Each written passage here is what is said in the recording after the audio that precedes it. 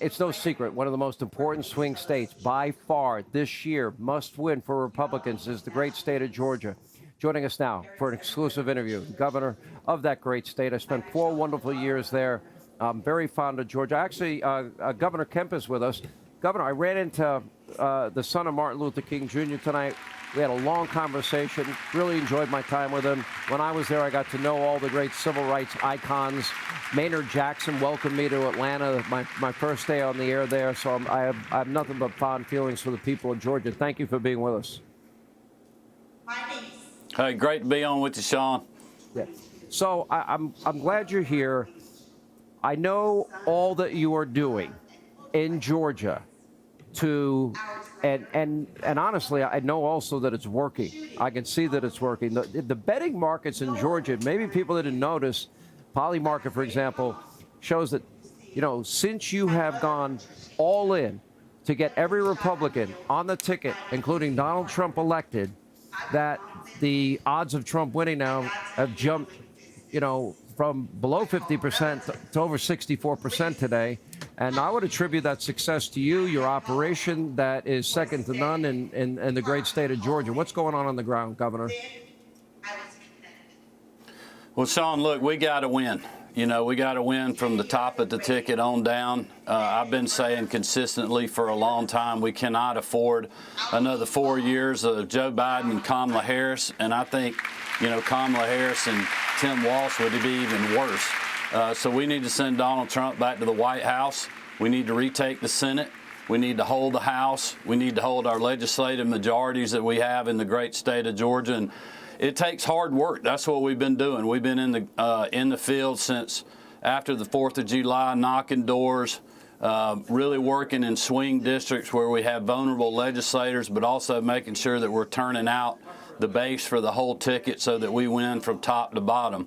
And I just want to urge everybody out there, we cannot take this for granted. We have got to get the vote out. We got to stay focused. We got to stay focused on the future. We need to do like you just did and like Stephen Moore just did, continue to hammer Kamala Harris's record and the record of, really the Chuck Schumer and Nancy Pelosi and the other people that have been really for 12, like Scott Jennings said, Sean, for 12 of the last 16 years punishing the American people. And I was thinking earlier when you were on with Stephen Moore, I feel I know the Democrats have been talking about joy at the convention all week, and I feel like the joy is subsiding. And when the sugar high of the convention subsides, people are going to really start thinking it's not so joyful when I look at my bank account. It's not joyful when I can't make my car payment or my rent payment, or I have to decide whether I'm going to buy gas or buy groceries. And I know former President Trump was at the border today. People have not forgotten the disaster at the border and the millions and millions of illegal people that are in our country that are getting better benefits than some of our hardworking Georgians and hardworking Americans out there. All right, Governor, are you as surprised as I am at the tax plan, for example, that was announced today, or the whole idea, for example, price gouging when grocery margins, the profit margins are 1.6% historically in line where they've always been. Are you surprised when you hear Kamala talk about decriminalizing illegal immigrants, free housing, health care, education, the fact that she tweeted out the bail fund, wants to get rid of ICE, defund, dismantle, no bail laws on crime, which is it's happening in your state, it's happening around the country, or no fracking, no drilling. We'd economically, unilaterally disarm. This scares me. Your reaction? Well, I mean, they're moving back to who they really are, Sean. I mean, we saw that the day they took office when they changed the policies at the border that were working. We know that firsthand. I told somebody the other day, when Donald Trump was in office, we were working with his administration, sending our National Guard troops to secure the border. Now we're having to do that with Governor Greg Abbott in Texas because this administration doesn't want to secure the border. They had complete power in Washington, D.C. The Democrats had the White House, the House, and the Senate, did nothing about the border, did nothing but really ramp up spending, create these bad policies that created 40-year high inflation. Now they're trying to take credit for driving inflation down. They created it to start with, so we don't need to let them forget about that. They're trying to move away from some of those things and flip-flop on their positions. And I think when the convention is over with and the race settles back down, we get past Labor Day, get to the debate, it's going to be really focused on the issues. And changing your position at this stage of the game, we cannot let her get away with that. We need to stay focused on her record. It's been bad when she was in San Francisco and representing the state of California, and it's going to be bad if she gets back in the White House. You know, Governor, I go back to where I started, and I know you've gone all in to get every Republican, top of the ticket, bottom of the ticket, elected. How do you get that message out? How do you bypass a media that's refuses to play Kamala her radical extreme views in her own words, or Tim Walz his radical extreme views in his own words? What would be your recommendation? It's you know, you got to raise money. You got to go knock on doors. You got to make phone calls. And then when early voting starts, we got to get the vote out. Every person we can get to go vote Republican from the top of the ticket on down, that's one less person we got to worry about as we move into Election Day. I was at an event today, Sean, with two legislators that are in vulnerable districts. And I asked them, I said, how are y'all feeling? And they said, we're feeling good. We know we're hearing your people are knocking on our doors. They're turning our base voters out, but then we're also trying to get persuadable voters to get out in these tough districts in suburban and metro areas.